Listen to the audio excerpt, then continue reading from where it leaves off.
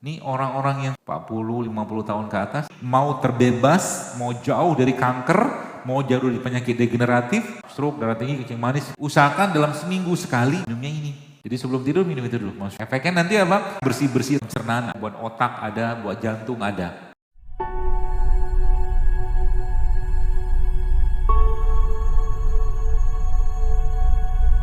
Gen kita itu buat sekalian, gen yang kita itu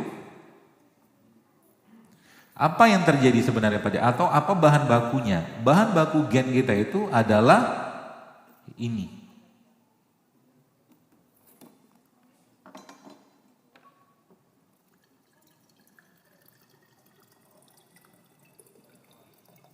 Air kelapa. Jadi air kelapa ini adalah air dengan sterilitas yang diciptakan oleh Allah. Jadi kalau bikin air kelapa ini, kalau bikin santan pakai ini kan, airnya jangan dibuang.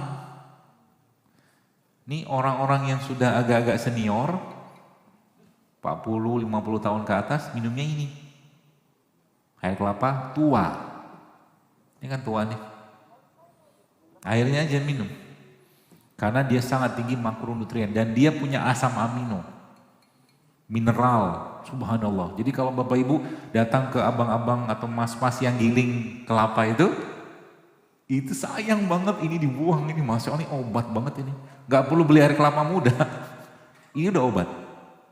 Ya, yang mudanya itu, ya air kelapa muda itu teman sekalian itu Masya Allah. Ini canggih banget ya orang. Pertama kali Surabaya. Nah, boleh di atas. Kalau Bung Tomo masih hidup mungkin dia makan beginian ya. Ya, maksudnya ya makan orang kita zaman dulu lah. Ini kan karbo. Ya kan? Gak makan nasi kira-kira makannya bisa gak? Bisa, ganti nasinya. Ini kan karbo. Tepung juga. Ya kan? Ini juga karbo, tapi kan sehat. Ya, kira-kira makan sebegini, bukan sebegini, banyak. Cukup nggak pagi-pagi makan beginian? Cukup, insya Allah cukup. Makan beberapa potong udah cukup, insya Allah. Tapi efeknya apa? Badan kita tidak akan lemes karena jenis gulanya bukan kayak gula pada nasi. Itu bedanya. Jadi orang Indonesia itu makanannya apa? Makanan kita aja lah, gak usah heboh-hebohan. Ya, sekian lama makan pizza gitu kan, enggak juga lancar bahasa Italianya. Makan kita aja lah, jangan heboh-hebohan. Makanan satu tempat yang Allah ciptakan di suatu negeri, itulah yang paling cocok untuk mereka. Ya. Dan karena kita nggak tumbuh kurma ini kan asam amino. Asam amino itu bahan baku pembentuk gen, maka ada asam amino, ini asam amino. Di Saudi atau di Arab nggak tumbuh kelapanya. Di sini Allah ciptakan, jadi kita nih, Indonesia nih boleh saya katakan is a blessing country. Negara yang penuh berkah loh sebenarnya. Ya, kalau seandainya penduduk negeri ini bertakwa kan kalau bahasa saya dalam persepsi saya gitu ya. Persepsi kesehatan dengan cara apa? Kembali ke apa-apa yang Allah ciptakan di sini untuk kita bersyukur dengan rempah, dengan rimpang kayak beginian, maka harusnya Indonesia menjadi negara yang paling sehat. Harusnya. Tapi nafsunya harus kita kendalikan juga kan. Ini air kelapa. Minum air kelapa muda kayak begini kan, anggaplah ini muda, kayak seperti sih muda. 3 bulan ya, 1 hari air kelapa, satu begini aja, 1 hari turun tensinya insya Allah. Ya, tekanan darah turun, gennya akan bener lagi, ya. Airnya aja, nggak usah dagingnya. Masya Allah kan. Tambah dengan makan beginian. Ya, apalagi tambah kita dengan begini, jadi mulailah berdekatan atau kembali ke mereka ini. Pagi-pagi misalkan tinggal dikupas sedikit, cek, digeprek, kasih air panas, kasih madu atau gula aren, kan gula aren, selesai. Gak ribet kita, itu jauh lebih menyehatkan daripada minum teh saset. Bagi bapak-bapak yang suka makan kopi atau minum kopi, maaf. Silakan aja minum kopi, bagus. Pagi-pagi minum kopi. Satu gelas, satu cangkir, tapi jangan pakai gula. Ya. Karena kopi akan menekan rasa lapar. Gak bawaannya pengen banyak makan. Kopi itu canggih begitu. Kopi, teh hijau, kayu manis, termasuk air putih juga bisa menekan rasa lapar. Jadi kalau yang masih suka makan gorengan, kalau sudah pernah ceritakan cara makan gorengan yang baik. Gorengannya dipotong-potong, siapin kuahnya, kacang atau apa gitu kan, celupin. Waktu mau makan, sebelum Anda ambil pakai garpu, Anda cemplungin gitu kan, cium dulu. Gitu. Waktu sudah selesai cium, Anda taruh, minum air putih. Ulangi berkali-kali.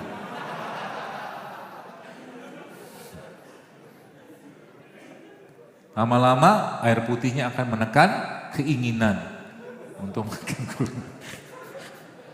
Sekarang saya tanya Bapak sekalian. Ini pisang rebus. Mana sehat dengan pisang goreng? Udah tahu tuh pinter. Ya kan? Sekarang misalkan kita bicara gorengan. Mana sehat dengan singkong rebus? Rebus kan? Gak ada minyak, gak ada tepung. Dia ada tepung, tapi tepungnya dia tepung yang masih kompleks gitu loh, bahasa gitu loh. Kalau udah bicara gorengan, dia sudah gak kompleks lagi gitu loh. Ya kita makan tiap hari kan. Jadi kalau kita kembali ini apalagi kayak begini, ini Masya Allah ini kan kacang apa nih? Edamame ini kan protein. Ada proteinnya, ada karbohidratnya, ada seratnya juga. Ini juga punya serat, ini juga punya serat. Komplit coba Masya Allah. Modal berapa beginian? Modal cepat juga bisa. Ya beli 10.000, 20.000 untuk satu keluarga cukup sebenarnya. Gitu lah. Gak ribet-ribet, ini kacang kayak beginian juga sama Masya Allah.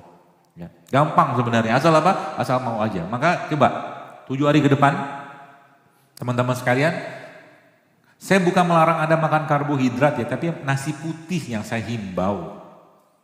Kita tetap butuh karbohidrat. Ibu-ibu jangan gak makan karbohidrat. Butuh untuk metabolisme hormon butuh karbohidrat. Ya, jangan gak makan. Tapi carilah sumber karbohidrat yang sehat. Seperti itu. Ya, termasuk dari kelapa tadi ya. Usahakan dalam seminggu sekali minum air kelapa. Kalau masih muda, air kelapa muda. Kalau udah tua, kelapa tua. Beda kandungan memang. Serius, ini kan bercanda. Saya juga sempat ketawa apa benar gitu ya. Ternyata memang benar. Jadi orang-orang yang tua minumnya kelapa tua. Ya, yang masih muda, air kelapa muda nih, ini kata muda. Ini kini sekarang Masya Allah nih ya. Air kelapa muda itu kalau Anda ambil racun, kata guru saya tadi pernah nyobain, saya belum pernah, tapi dia cerita saya, dia seorang peneliti juga, itu racun itu kalau dimasukin racun tikus atau racun apa yang bentuknya cair, itu dimasukkan ke dalam air kelapa, langsung gumpal dia. Dia punya antikoagulan, dia bisa membekukan atau membekukan sesuatu dengan cepat. Jadi dia melokalisir racun yang masuk. Maka zaman dulu kan kalau orang keracunan apa baygon atau apa gitu ya, ke minum apa gitu kan racun serangga, kan dikasihnya ini. Gitu kan? Tapi jangan dikemas, kemasannya ini kemasannya. Ya, minum air kelapa paling bagus apa? Pok, minum.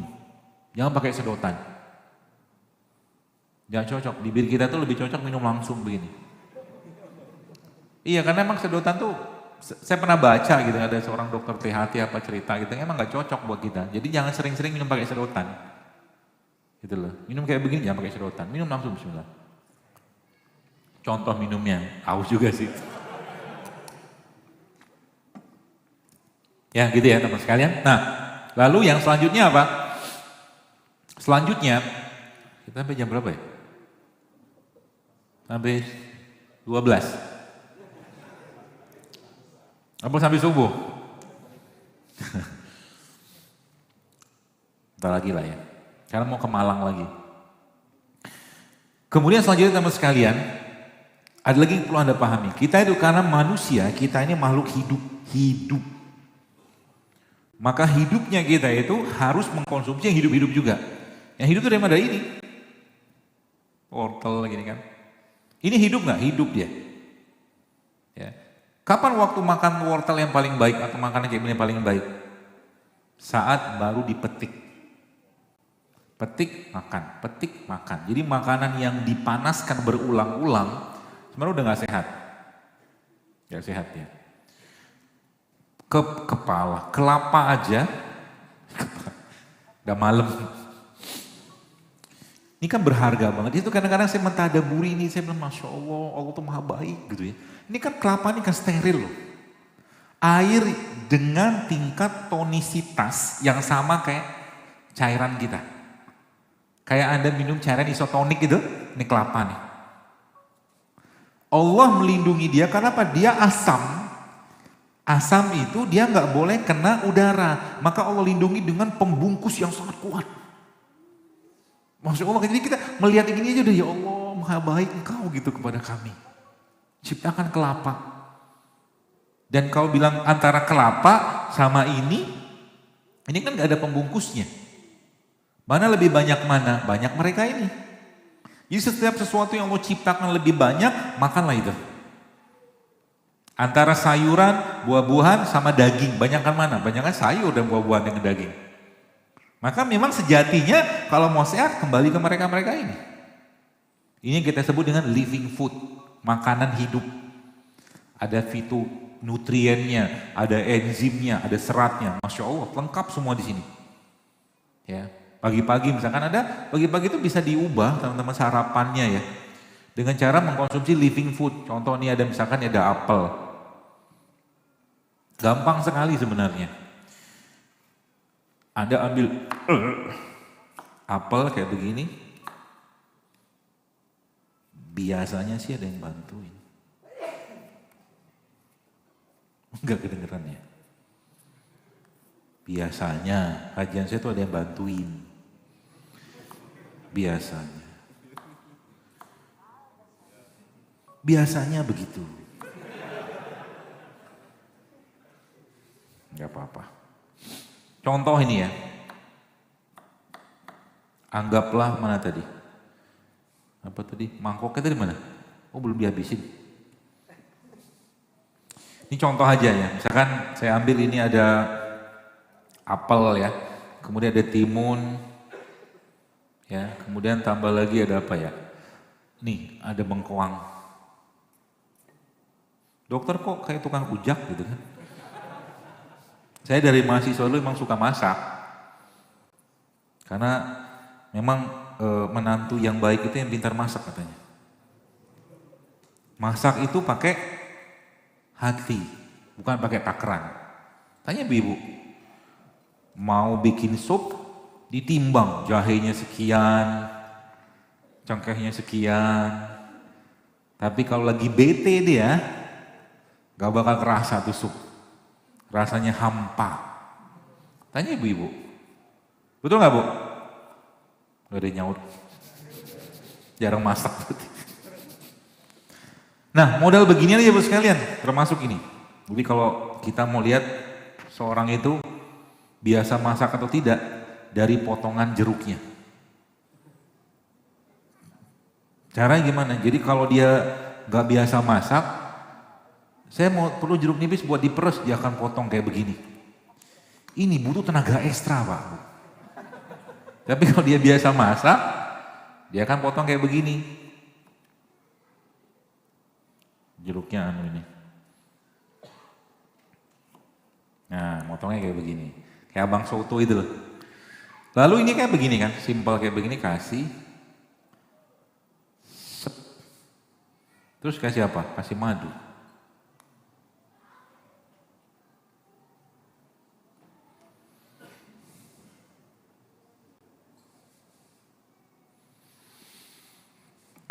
Ini kalau mau dimakan silakan loh. Kasih aja, nggak dimakan juga. Saya disuguhin itu, suruh makan tanpa gitu, mana bisa saya makan. Nih, Anda makan begini misalnya, Masya Allah ya, kalau mungkin boleh saya katakan, perut kita kalau bisa kirim WhatsApp, dia akan berterima terima kasih banget. Kenapa? Living food. Ya, living foodnya ada asam amino, ada enzim, ada vitamin, apalagi tambah dengan ada garam kayak begini. Garam, ini garam Himalaya, tapi bukan dari Himalaya sana sih. Dari Pakistan katanya, tapi Indonesia juga punya garam yang namanya garam gunung organik. Ini jauh lebih sehat kalau boleh saya katakan daripada gorengan yang kita makan. Masya Allah kan? Simple sebenarnya. Murah? Murah. Tapi makanan kayak begini Anda rutinkan tiap hari tambah dengan sayuran tadi, Allahu Akbar. Generasi kita ke depan insya Allah akan sehat. Dan kita harus mulai dari sekarang. Saya agak khawatir lihat negeri kita ini. Dulu waktu saya masih main Twitter, saya pernah bilang, waktu itu saya ngelihat, karena fenomenanya sudah saya temukan. Saya ngelihat gitu kan, kayaknya negeri kita ini akan booming atau panen autoimun. Itu 10 tahun yang lalu saya tulis sudah. Waktu zaman di Twitter, ternyata subhanallah sekarang iya. Anak-anak kemarin saya lihat umur 7 tahun apa 9 tahun kena psoriasis coba. Psoriasis itu autoimun loh. Perempuan sekarang berlimpah PCO. PCO itu polycystic ovary syndrome. Ya. Sel telurnya nggak matang. Kenapa sel telur perempuan nggak matang? Karena stres. Apa obat buat perempuan yang kena PCO? Jawabannya apa? Pergi ke kajian, hadiri majelis taklim, baca Quran, zikir. Nanti sel telurnya akan benar. Makan kayak beginian. Ya lo sembuh. Yang ngomongin bukan saya sebenarnya, saya dapat diskusi ini waktu cerita sama seorang dokter kandungan juga, seorang guru saya, Masya Allah cerita begitu. Ya tapi PCO itu obatnya datang ke majelis taklim. Hamil katakanlah sudah mau menikah, sekarang apa yang terjadi? Jaga perkawinannya, berbuat baik, jangan baru nikah sudah mikir kita punya anak berapa, mikir banyak luar biasa, mertua ditinggali, mertua tinggal orang tua semua, jadi ibarat kata itu peluang kebaikannya lewat gitu loh. Sayang kan, gitu ya. Maka mari kita niatkan buat sekalian, Indonesia ini sudah sangat, kalau boleh saya katakan menanggung banyak beban. Terlalu banyak penyakit yang kita bisa cegah dengan cara apa? Ayo kembali ke apa-apa yang Allah ciptakan untuk negeri kita ini, gitu loh. Dan ingat, ketika Anda makan, pikirkan baik-baik. Kira-kira yang dimakan itu bikin penyakit atau bikin sehat? Pilihannya dua itu aja. Kalau jelas-jelas bikin sakit, jangan dimakan. Kan kita udah tahu sebenarnya kan, kita udah tahu yang mana sehat, mana nggak sehat, udah tahu. Kalau udah ngerti nggak sehat, jangan dimakan. Sekarang saya mau tanya, kita deklarasi dulu. Bapak Ibu siap hidup sehat? Untuk apa? Untuk Allah. Untuk lebih taat kan gitu kan? Agar tahajudnya lebih berkualitas, agar sholat hariannya lebih berkualitas, agar ngajinya lebih berkualitas, agar semua ibadah itu lebih berkualitas. Dan ketika Anda niatkan karena Allah, maka ketika Anda minum serai, minum jahe, minum kunyit, niatnya karena Allah, maka dapat pahala. Hidup sehatnya kita bukan untuk gaya-gayaan, tidak. Hidup sehat kita untuk bersyukur dan bagian dari ketaatan kita kepada Allah Subhanahu wa taala. Dua hal ini jangan pernah Anda tinggalkan. Yang pertama apa? Rempah. Ya, rempah sama rimpang itu aja sebenarnya. Ya, modal kayak begini ya, Masya Allah nih, saya pernah nyobain, nanti Bapak Ibu bisa cobain nih. Ini minuman sederhana tapi efeknya luar biasa. Nanti Anda ambil jahe, nih ibu-ibu juga nih. Jahe, kemudian kunyit, kemudian lengkuas, kemudian serai. Ini jahenya paling banyak, nomor 2-nya kunyit, yang nomor 3-nya lengkuas, nomor 4-nya serai. Ya 4 itu tadi. Kemudian ada kasih air panas, air dispenser aja cukup lah. Kemudian setelah agak dingin, teman-teman kasih jeruk nipis, gitu kan, sedikit aja. Setelah itu disaring. Ambil sarinya. Dan habis itu Anda blender dia sama kurma. Ya, kebayang kurma dibuang bijinya nanti di blender sama itu, minum. Saya nyebutnya ultimate rimpang. Jadi 4 yang terbaik itu ada kunyitnya, ada jahenya, ada lengkuas, serai. Ini kan bukan rimpang, ya serempah lah. Itu terbaik. Apa efeknya? Antioksidan ada. Buat pencernaan ada, buat otak ada, buat jantung ada. Kapan minumnya? Saat tubuhnya istirahat. Malam, mau tidur, minum itu. Karena malam adalah waktu terbaik untuk tidak banyak makan. Jadi malam-malam kayak begini sudah pada makan belum? Jangan makan. Bagus kalau usah makan. Karena kan malam adalah waktu tidur. Wa ja'alna laila libasa. Dan kami jadikan malam sebagai waktu istirahat. Kecuali memang nggak makan dari pagi ya, silakan makan. Tapi kalau sudah makan, gak usah makan lagi malamnya. Apa yang harus Anda kerjakan? Restorannya sudah tutup. Bahasa saya itu restoran kita udah tutup nih. Kerjaannya staf di restoran sekarang bersih-bersih restoran. Oke? Bersih-bersih restoran. Kalau mau bersih-bersih, bekali petugas restoran yang bersih-bersih tadi dengan alat pembersihnya. Alat pembersihnya mereka apa? Ini salah satunya tadi. Rempah tadi. Jadi sebelum tidur minum itu dulu, Masya Allah. Efeknya nanti apa? Tidurnya akan pules dan jangan lupa zikir sebelum tidur. Selanjutnya apa lagi? Ya, bangun malam, jangan lupa bangun malam. Paksain Pak Bu, paksain, serius. Bangun malam tuh ya, kalau boleh saya katakan, kalau kita setelah ceritanya hidup saya kayak begini, mau terbebas, mau jauh dari kanker, mau jauh dari penyakit degeneratif, contohnya apa? Stroke, darah tinggi, kencing manis, seperti itu ya. Bangunlah malam. Itu waktu terbaik tubuh kita untuk meregenerasi sel malam itu. Ya, simple sebenarnya. Ya, ada rempah, ada rimpang. Satu lagi ini, ya mungkin terakhir sebelum tanya, ini nih, tempe. Ya,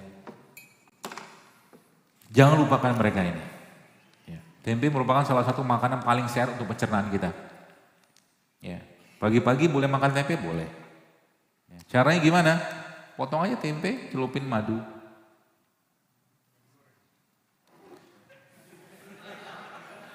Baru juga dibahas.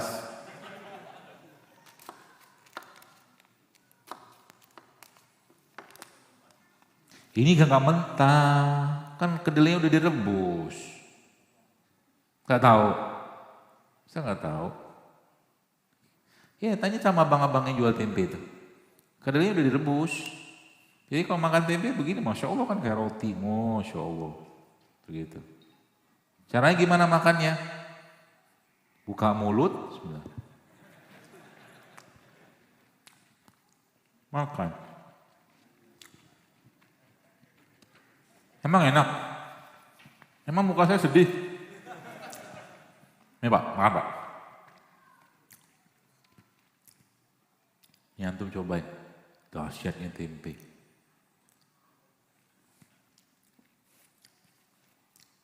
Ini maaf. Langsung dimakan.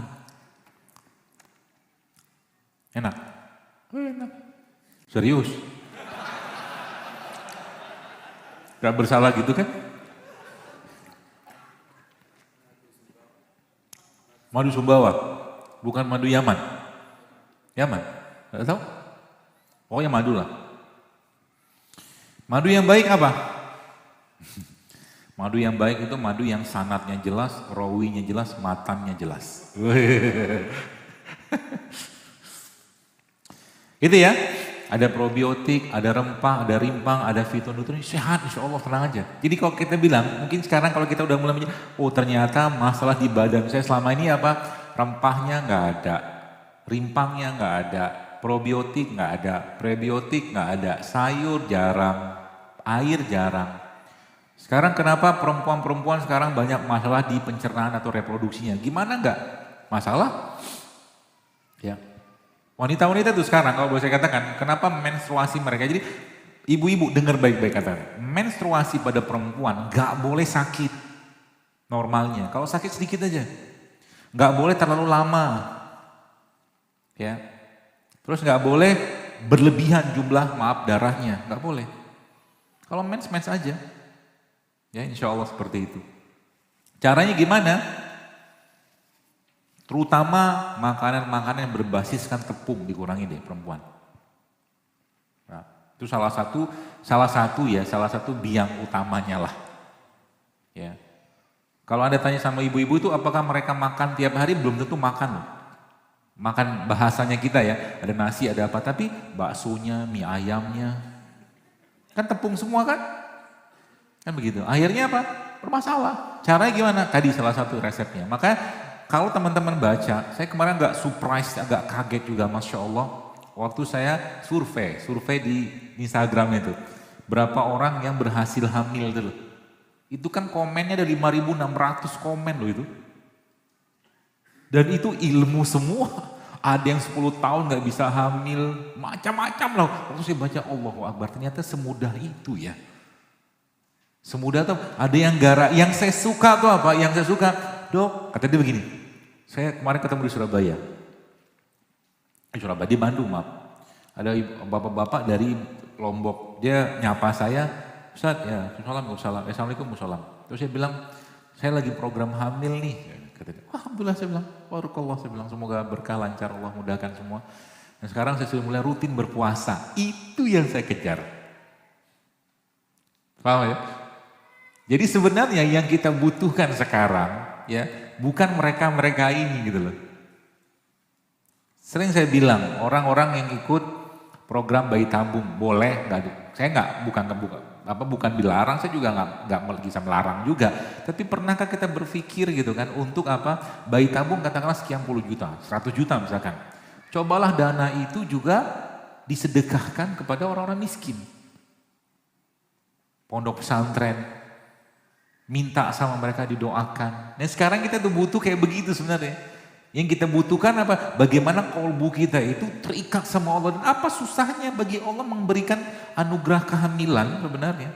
Masalahnya apa? Masalahnya udah sakit, udah belum dikasih keturunan, tahajud males, ya, duha males, baca Quran males, sama Allah gak beradab atau kurang beradab gitu loh. Gimana Allah mau kasih? Gitu loh. Sama badannya pun kurang beradab. Kurang beradab maksudnya apa? Lebih banyak menzolimi badan gitu loh. Sampai kapan mau kayak begitu? Sayang Pak Bu. Ya. Benar, dengan atau tanpa hidup sehat kita akan mati. Benar. Tapi bagi saya pribadi, saya mau cari peluang-peluang pahala. Ya, dengan kita sudah tahu ilmunya sedikit, caranya gimana? Ya jaga badannya. Sehingga nanti ketika makan-makan beginian, minum beginian diniatkan karena Allah, dapat pahala kan? Dapat pahala lagi. Apakah dengan itu kita tidak mati? Tetap akan mati, tenang aja. Ya, pasti mati kan? Gak usah bahasa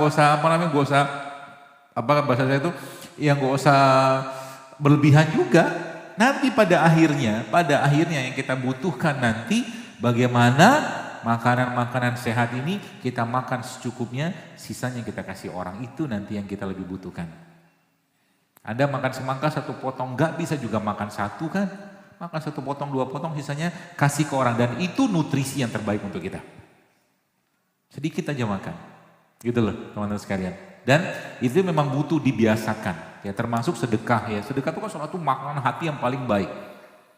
Makanan tanda kutip ya, nutrisi kolbu yang paling baik itu memang sedekah salah satunya. Di luar Quran. Quran itu memang luar biasa.